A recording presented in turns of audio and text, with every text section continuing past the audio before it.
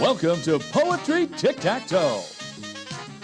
Our guests for today are Langston Hughes, Edgar Allan Poe, T.S. Eliot,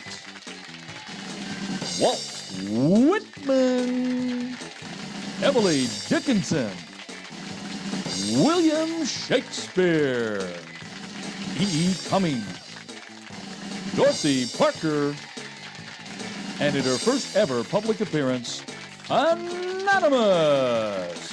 And now it's time for the host with the most. Put your hands together for Amber Pentameter. Hello there, and welcome to another exciting and challenging match here at Poetry Tic Tac Toe. And I'd like to welcome our great audience. Well, let's welcome our gang of 9. Hello, poets. Hello, Amber. We've got a great group of guests filling up our squares today and making her first ever public appearance in our center square, the creator of countless works of literature, a very talented writer with hundreds of styles across all genres, Anonymous. Thanks, Amber. I'm so glad to be here today. And we are happy to have you here. So may I ask, will we be finding out who's hiding behind the mask? My, Amber, that's an excellent use of end rhyme. However, if I removed my mask, then I wouldn't be anonymous anymore, now would I? No. All right, let's go ahead and meet our contestants. Our first contestant is from the Windy City. Put your hands together for Buzz Williams. Hey, how you doing, Amber? Not too bad, Mr. My first name is an example of onomatopoeia. Yeah, I get that all the time. My name sounds like Buzz. My sister's name is Fizz. My parents had this thing with onomatopoeia. And of course, as you know, onomatopoeia is the use of words that sound like what they mean, like hiss, or boom, or pop. And of course, as you know, my name is Buzz. Well, that's different.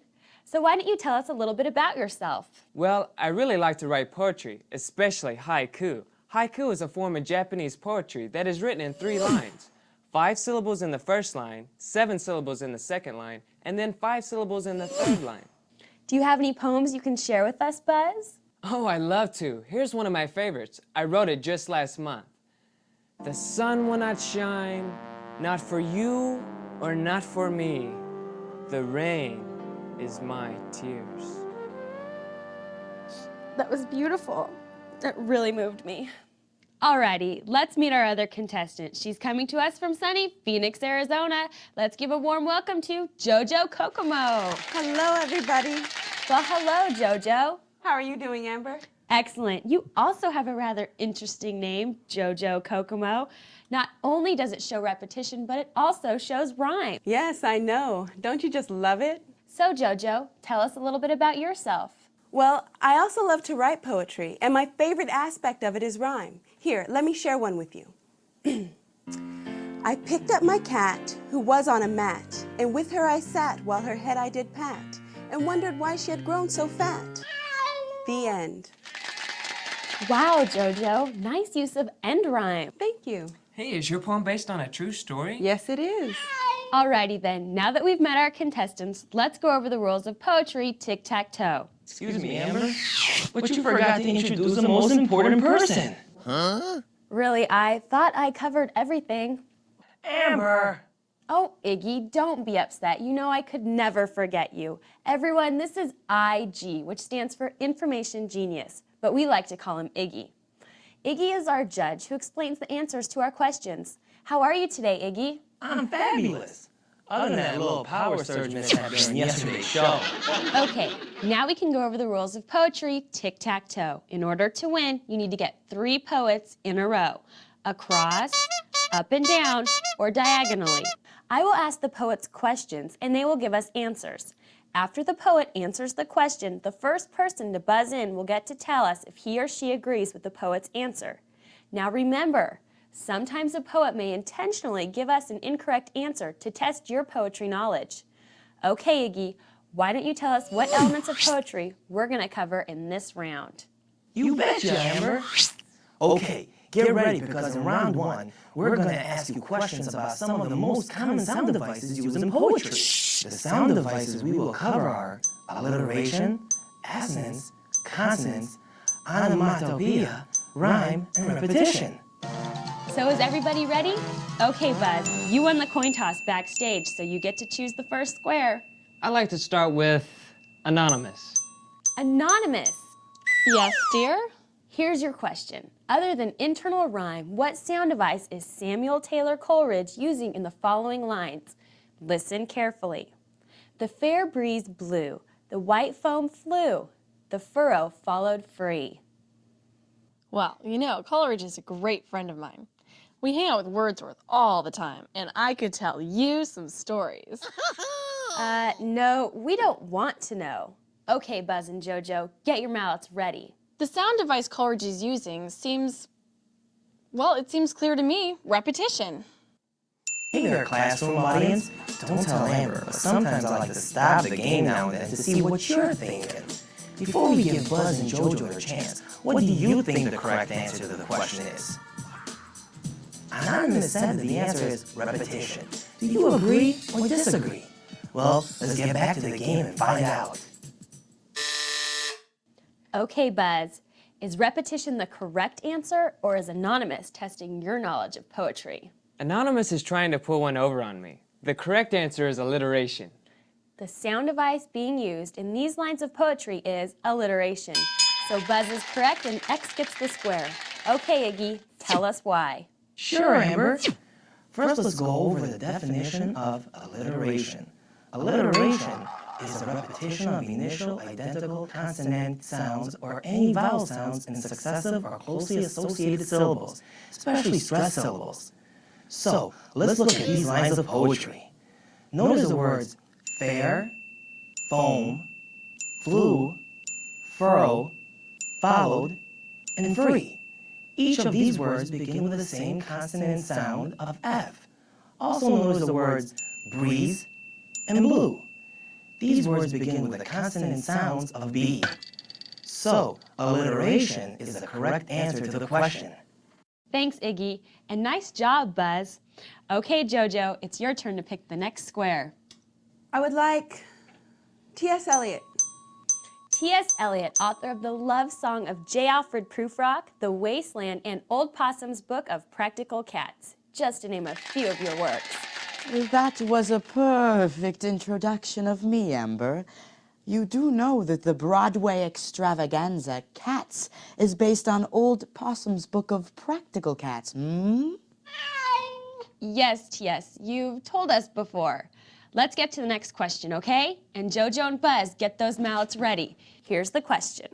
In the following lines by Dylan Thomas, is he using assonance or consonants? Listen carefully. The boughs glided down and the coast blackened with birds took a last look at his thrashing hair and whale blue eyes. Well, I remember talking to Dylan when he was writing that poem. In fact, it's called The Ballad of the Long-Legged Bait. Huh? Let's see. He seems to be repeating vowel sounds in the words, so I believe that he's using assonance. Hey there, it's me again. So, what's the correct answer? T.S. gave you a little hint, so think about it for a moment. Now, the definitions of assonance and consonants can be confusing, so I'm going to tell you an easy way to help you keep these definitions straight. First, think of consonants. You're looking for the repetition of final consonant sounds that are preceded by different vowel sounds. Consonant, consonant. They are different forms of the same word. Get it? An example of consonants would be the words born and burn. Same consonant sounds, different vowel sounds. Now, for assonance, you're looking for the repetition of vowel sounds followed by different consonant sounds. And an assonance starts with an A, which is a vowel. A good example of assonance would be the words lake and fate. Same vowel sounds, different consonant sounds. I'm going to show you some examples of consonants and assonance in a few minutes, but let's get back to the game. Okay, JoJo hit the buzzer first. Is the correct answer assonance? Assonance or consonants? I always get those two definitions mixed up. I think T.S. is trying to test my knowledge of poetry, so I'll go with consonants. Sorry, Jojo. TS is right. The sound device being used in these lines is assonance. Okay, Iggy, do your job and tell us why the answer is assonance. Well, Amber, assonance is a repetition of vowel sounds followed by different consonant sounds.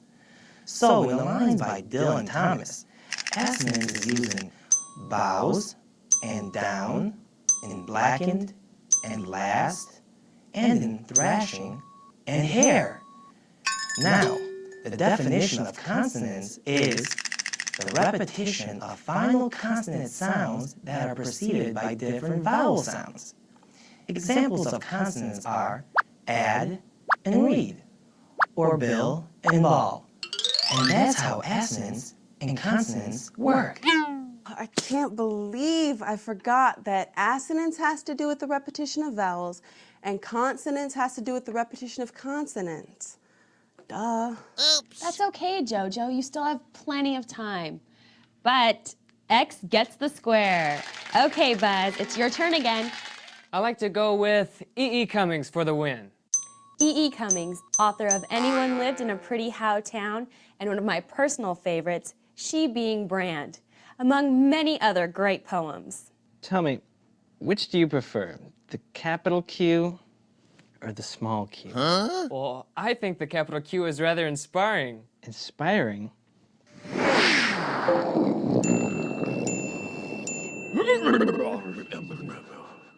It's okay. Don't listen to him. You know, I don't like to use conventional rules of capitalization and punctuation. Yes, E.E., and that's part of what makes your poetry so wonderful and unique. I think we should get to the next question. Okay, contestants, get ready to buzz in. What is the name of the sound device that uses rhymed sounds within a line of poetry? I just don't know. Could you give me another example? Okay, I've got a good one. How about the first line of Edgar Allan Poe's poem, The Raven? Once upon a midnight dreary, while I pondered weak and weary. Go Poe, getting funky, into the rhyme, oh whoop, whoop, whoop. I just don't know. Could you be a little more specific, Amber? Think of the words, dreary and weary. They're in the same line. Oh, I know what it is. Wait, I lost it. Wait, okay. I'm gonna go with internal rhyme. Well, I think we all might know the answer to this one. But let's take a look at an example Amber used. She made reference to the first line of Edgar Allan Poe's poem, The Raven. Let's also look at a few more lines. While I nodded, nearly napping, suddenly there came a tapping, as of someone gently rapping at my chamber door. Poe uses a lot of internal rhyme here. The definition of internal rhyme is pretty easy. It's when rhyme sounds are used within the same line of poetry. So looking at these 4 lines of The Raven, what examples of internal rhyme can you find? Look at the words napping and tapping. Those words are in the same line and they rhyme. So Poe is using an internal rhyme. All right, let's get back to the game and see what happens. Okay, Buzz, do you agree with E.E. Cummings that the answer is internal rhyme? I definitely agree that the sound device being used is internal rhyme. The sound device used when the rhyme sounds are within the line is internal rhyme. Okay, Iggy, tell us why. Well, Amber, as you said, the definition of internal rhyme is when rhyme sounds are used within the same line of poetry. But I think our audience already knows all about that. Well then, X gets the square and Buzz wins round 1. We're gonna take a quick commercial break and we'll be right back.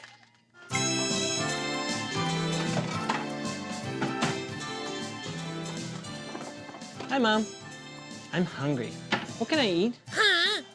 Are you pressed for time? Need an idea for a quick and healthy snack? Then you should try Stanza Alphabet Soup. Young poets love it. Look, Mom. I found alliteration in my soup. Thank you, Stanza Alphabet Soup. You're a lifesaver. Stanza Alphabet Soup, a quick and healthy snack.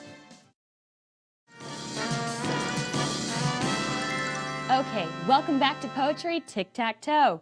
We're gonna get round 2 underway. This time though, we're adding a bonus square. If either of you picks the poet who's the bonus square, you answer that question correctly, you're gonna win this. Amber, they're going to win a special feather fountain pen and a lifetime supply of triple bond paper. All right, it's time to show our viewers who the bonus square is. The bonus square is Edgar Allan Poe. And before we begin round 2, Iggy, why don't you tell us what elements of poetry we're gonna cover in this round? It would be my pleasure, Amber. Alrighty, in round 2, we're going to ask you questions about the language used in poetry. Specifically, we're going to ask about symbolism, imagery, descriptive language, and figurative language, including simile and metaphor. Thank you, Iggy. And as always, you did a wonderful job. Okay, Buzz, since you won the last round, you get to go first. I'd like to start with William Shakespeare. William Shakespeare, author of many sonnets and plays, including Romeo and Juliet, Julius Caesar, Hamlet, and one of my favorites, Macbeth. So how are you doing, William? To be or not to be? That is the question, Miss Pentameter. Actually, Will, the question has to do with figurative language. Is the following line of poetry from John Milton an example of simile or metaphor? Listen carefully. A dungeon horrible, on all sides round, as one great furnace flamed. Oh, now that's a terrible example. Huh? To be quite honest, I never really cared for Milton. What? Let me give you an example for one of my exquisite sonnets. Fair is my love, but not so fair as fickle. Mild as a dove, but neither true nor trusty. Brighter than glass, and yet as glass is brittle. Oh, for the love of Pete, the answer's simile. Who said that? Who answered the question? Was it you, Iggy? It wasn't me, Amber. Who said that? We don't know who answered it, so I guess it will just remain an anonymous Anonymous? William Shakespeare was supposed to answer the question. I couldn't help myself. I just couldn't listen to him babble on any longer. Yeah. Too anonymous. Pfft, then false Shakespeare. Well, for the sake of time, we're just gonna go with the answer that was given. So, you two need to buzz in. Well, it looks like Buzz hit the buzzer first. So, Buzz, do you agree that the type of figurative language being used in these lines of poetry is simile? Well, Anonymous likes to see if we know our poetry terms, so I think I'm going to disagree and say it's a metaphor. That's too bad, Buzz. The correct answer is simile. Why don't we go to Iggy and find out why this is an example of a simile? Thank you, Amber. Okay, figurative language is an intentional departure from normal or conventional ways of saying things and includes similes and metaphors. A simile is a comparison of two things that are essentially different, and it is signaled by the use of the words like or as. If you look at the first example, a dungeon is compared to the furnace. In the second example, the speaker of the poem's love is compared to the malice of a dove. Now, metaphors are similar to similes, but there is a difference. A metaphor also compares things that are essentially different, but it eliminates the comparative words of like and as. By eliminating these words, the two items being compared become equal. And poets love to use similes and metaphors, so you really need to know these terms. Thanks for that explanation, Iggy. So, O gets the square.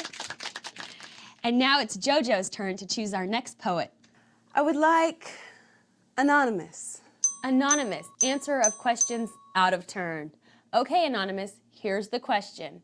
What is it called when you use a visible object or action to suggest a further meaning in addition to itself? That's easy. It's called symbolism. JoJo hit the buzzer first. So JoJo, do you agree with Anonymous that the answer is symbolism? Well, I remember learning about symbolism in English class, so I definitely agree. When you use a visible object or action to suggest a further meaning in addition to itself, it is called symbolism. So O gets the square. Nice job, JoJo. All right, Iggy, can you tell us a little bit about symbolism? But of course, Amber. A symbol is something that is itself and yet can stand for or suggest something else. For example, a flag symbolizes a country. A red octagon shape is a symbol for stop, and a dove can symbolize peace. Thank you, Iggy. Good job, Jojo. Okay, Buzz, it's your turn to pick the next square. I'll take Edgar Allan Poe for the block. Edgar Allan Poe? Whoa, you picked the bonus square! Before we get to the bonus square question, I'd like to mention that Poetry Tic Tac Toe is making a donation to one of Edgar's favorite charities, Spread the Poetry. Want to tell us about that before I give you the bonus square question? Well, as we all know, there are struggling poets all over the world. I decided that something needed to be done to correct this travesty, so I created the Spread the Poetry Foundation. The foundation's mission is to help poets spread their works throughout the world, and if you call, you can become a sponsor for one of these struggling poets. Thank you so much for sharing that with us, Edgar. Okay, Jojo and Buzz, whoever buzzes in first and gets the question right will win the feather fountain pen and the lifetime supply of triple bond paper. So get ready, here's your question. Earlier in this round, we discussed figurative language, which is one type of imagery. What is the other type of imagery? Let me see. We have figurative language, and the other type of imagery is descriptive language. Hold on a second. What do you think? Imagery is an important characteristic of poetry. It's how the poet appeals to our senses and creates associations. The associations are created through figurative language devices like similes and metaphors. But how do poets appeal to our senses? Well, let's get back to the game and find out.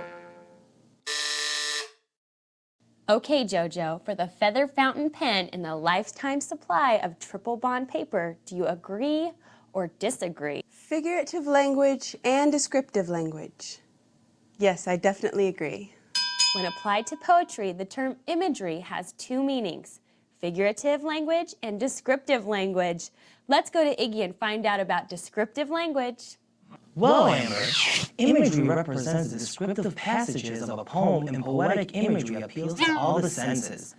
Descriptive language appeals to the senses of touch, sight, taste, smell, and hearing. An example of descriptive language can be found in John Keats' narrative poem, The Eve of St. Agnes. St. Agnes' Eve. Ah, bitter chill it was. The owl, for all his feathers, was a-cold, the hare limb trembling through the frozen grass. As you can see, Keats is appealing to the thermal sense of touch. The bitter chill, the owl was a-cold, and the frozen grass. Through the use of descriptive language, Keats makes us feel how cold the night is. So basically, descriptive language is where you use details to help create a picture by describing what you want your readers to feel when they read your poem. Well, Jojo, not only does O get the square, but you've won round two, which includes the fountain pen and the lifetime supply of triple bond paper. All right! And that's the end of round two, and it looks like we have a tied game. We'll break this tie right after this commercial break. How about some poetry with your pizza? I would love poetry with my pizza. When you gotta have the most cheesiest pizza and the cheesiest poetry, there's only one place to be. Sally Sonnet's Pizzeria. Sally Sonnet's Pizzeria has been delivering the freshest pizza and the freshest poetry for the past 20 years. At Sally Sonnet's, it's a family tradition. Sally Sonnet, you're the best. Welcome back. It's time for round three of Poetry Tic Tac Toe.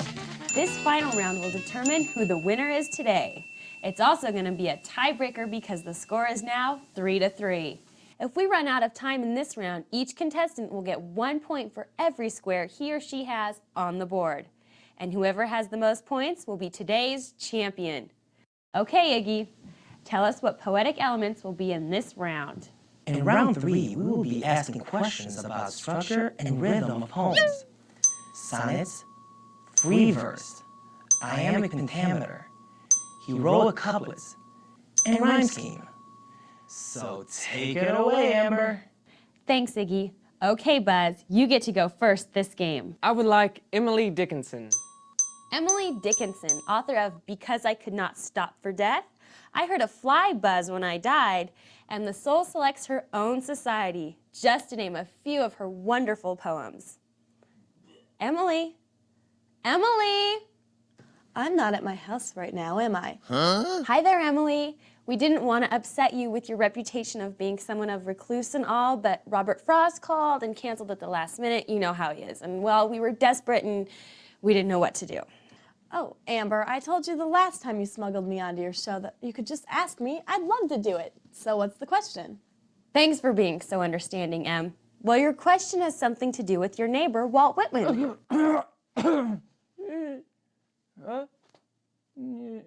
Uh-oh, I hope we didn't disturb Walt's little nappy time.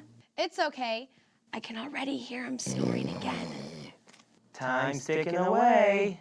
Right you are, Iggy. Let's try not to wake him up until someone calls on him, okay? Are you ready, contestants? Here's your question, Emily. What type of poetry avoids strict adherence to any type of metrical patterns or fixed lengths, but uses other ways to create rhythm and sound patterns? So what you're asking is for the name of the type of poetry that doesn't follow any certain structure? You got it. And you mentioned that the question had something to do with Walt. Well, the answer must be free verse. Buzz, what's your answer? Well, other than haiku, free verse is my favorite type of poetry to write, so I definitely agree with Emily. The form of poetry that avoids strict adherence to any type of metrical patterns or fixed lengths, but uses other ways to create rhythm and sound pattern is free verse. So X gets the square. Okay, Iggy, please explain. Certainly, Amber. So, what is free verse? As we said, free verse is poetry that doesn't follow any strict structure or rhyme scheme, but does use certain methods to create rhythm. So, how is rhythm created in free verse? Well, free verse often uses sound devices to create rhythms and associations within words, like the sound devices discussed earlier: repetition, assonance, alliteration, internal rhyme, and so on. Creating phrases that are similar in length also creates rhythm within lines of free verse. Walt Whitman was the first... Oh, sorry. Anyway, you know who was the first poet in modern times to really use free verse, so let's look at one of his poems to show how rhythm is developed. I celebrate myself and sing myself, and what I assume, you shall assume. For every atom belonging to me, as good belongs to you. As you can see, Whitman repeats the words myself and assume, thus using repetition of words to create rhythm. Also, if you look at the first two lines, he creates phrases that are similar in length. I celebrate myself and sing myself. And what I assume, you shall assume. The first line has 10 syllables, and the second line has 9 syllables. Both lines are similar in length and in structure. And that is a brief summary of free verse. Back to you, Amber.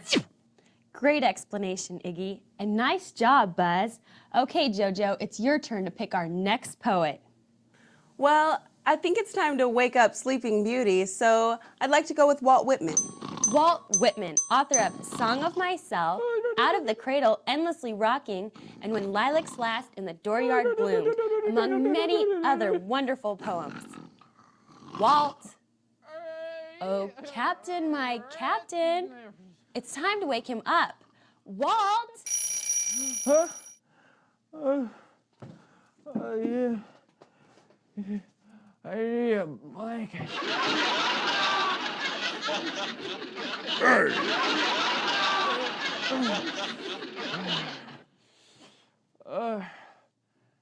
Anyone got a pillow? Walt, hello? I need to ask you a question, remember? That's why we're all here. Okay, Walt. Well, okay, contestants, get ready for, well, I don't know, but just get ready. Here's the question, Walt. How many feet are in a line of iambic pentameter? I am a what? Iambic pentameter. No, you're not. I know you. You're Amber Pentameter. Way to try to trick me, silly. No, Walt, the question is how many feet are in a line of iambic pentameter? You know, iambic? Oh, iambic. Iambic. Well, I am bickering because I can't get enough sleep around here. Huh? You know, and my feet are killing me. Oh, you know, there's a train that always goes by whenever I'm sleeping. And those howling cats. Oh, so much noise they make. I can hear them through my toes. Oh, which is, well, I expect why they hurt so much. Buzz, Jojo, I don't think he's ever going to answer, so whoever buzzes in first. Can you believe that? Every time Walt comes on Poetry Tic Tac Toe, it's the same thing. Either he's snoring all over the place, or he won't stop yapping. Okay, the question was, how many feet are there in a line of iambic pentameter? Well, why don't we look at an example? Here's a line from Romeo and Juliet. But soft, what light through yonder window breaks? Okay, first let's go over some basic definitions. A foot is the smallest unit of rhythm in a verse, and these units consist of stressed and unstressed syllables. Now, iambic means having an unstressed syllable followed by a stressed syllable. And finally, pentameter just means that the line of poetry has 5 feet. So if a foot has 2 syllables and a pentameter has 5 feet, let's do some math. 5 times 2 equals 10. So a line of iambic pentameter has 10 syllables. Why don't we go back to our example and see if this is right? But soft, what light through yonder window breaks? Did you get 10 syllables? Yes! Okay, so remember, there are 5 feet in a line of pentameter and each foot has 2 syllables. Alrighty, let's get back to the show. Well, iambic pentameter has 5 feet in each line, so I disagree with Walt. You are correct, Jojo, so O gets the square. Someone please turn off Walt's microphone. Thanks. Okay, Iggy, why don't you tell us a little bit about iambic pentameter? You know, Amber, we also have another iambic pentameter expert here, William Shakespeare. Will you do his Yonville? Well, yes, I am rather fond of iambic pentameter. The rhythm is so natural and very similar to the way we speak. And I am rather good at it, aren't I? Let me give you an example for one of my masterpieces.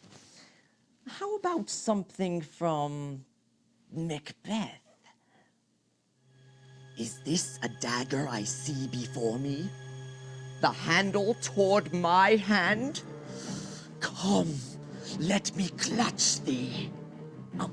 Oh, well, that second line has 11 syllables, but what the heck?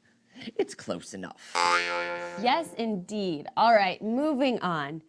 Buzz has 1 square and Jojo has 1 square. It's your turn, Buzz. Which poet would you like to choose? Well, Amber, I would like Langston Hughes, please. Langston Hughes, author of novels, short stories, plays, as well as poetry, including one of my personal favorites, Montage of a Dream Deferred. Well, thank you very much, Amber, and I'm flattered that you like my work. Okay, contestants, get ready. Here's the question, Langston. As you know, the most common sound device by which poets create structure is end rhyme. What is any pattern of end rhyme called? Oh, well, this is an easy question. Can't you ask me a more challenging one? Hey! Langston, that's the question. What is any pattern of end rhyme called? Fine. Any pattern of end rhyme is called a rhyme scheme. Buzz, do you agree or disagree with Langston Hughes that any pattern of end rhyme is called a rhyme scheme? I definitely agree. You are correct, Buzz, so X gets the square. Okay, Iggy, tell us about rhyme scheme. Certainly, Amber. As you said, rhyme scheme is any pattern of end rhyme. Now, rhyme scheme also helps to establish another poetic structural device the stanza. A stanza is a grouping of 2 or more lines of a poem regarding length, meter, and rhyme scheme. Each stanza in the poem usually represents one idea in the poem, kind of like when you write an essay and each paragraph is about one idea regarding the topic. Poets use a blank line to physically separate stanzas from each other. Now, of course, poets can create any rhyme scheme or stanza form they choose, but they often work with established poetic structures. These established structures are referred to as fixed forms. Thanks, Iggy. And speaking of fixed forms, that is what our next question deals with. Before we move on to our next question, though, let's take a look at the board.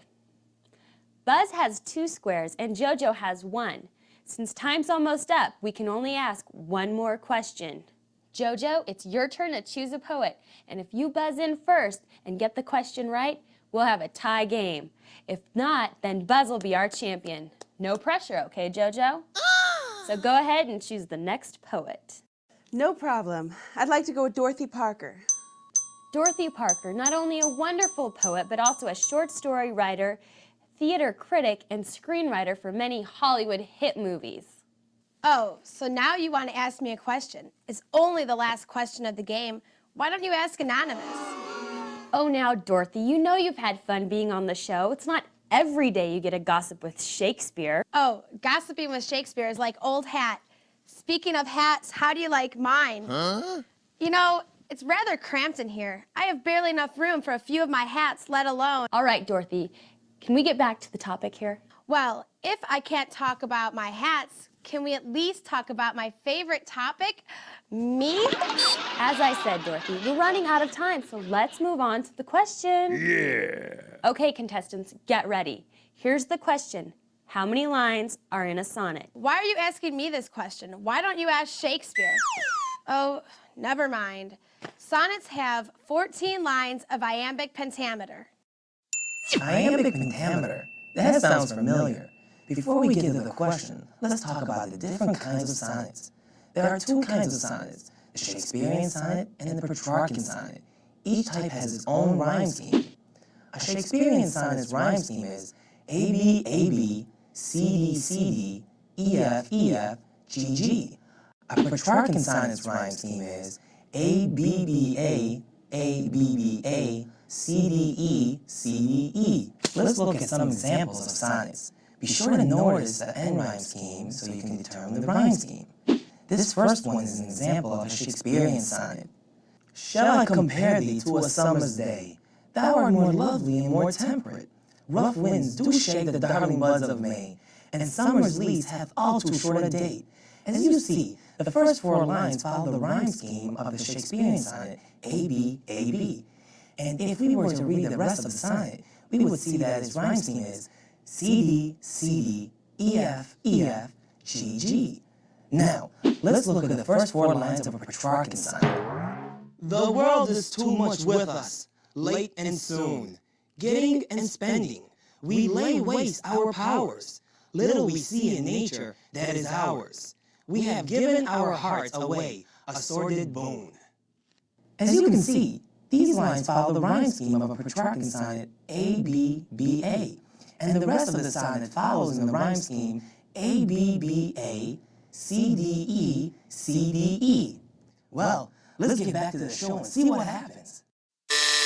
Okay, JoJo, to tie the game, you must answer the question correctly or Buzz will be the winner. Do you agree with Dorothy Parker that there are 14 lines in a sonnet? Yes, I agree. A sonnet has 14 lines of iambic pentameter, so O gets the square. Buzz! That wasn't very nice. Well, here's what I think of your stinking mallet. We're gonna cut to a quick commercial break. Ow! Who's that poet? Who's that poet? Who's that poet? That wonderful poet. Who's that poet? Poet. Wonderful poet. Who's that poet? Slido pins, guaranteed to make everyone in your office say, "Who's that poet?" Wonderful poet. Well, it looks like we've had yet another tie game here at Poetry Tic Tac Toe, and a little excitement. I want to thank all of our poets who joined us today. I want to thank our contestants, JoJo and Buzz. and all of you who joined us too. And of course, as always, thanks to you, Iggy, for all of your help. So join us next time and keep writing poetry. It's an awesome way to express yourself. Who knows, maybe someday you'll be the next Shakespeare or Whitman. So for now, I'll take a bow and say to you all, ciao, bye-bye for now.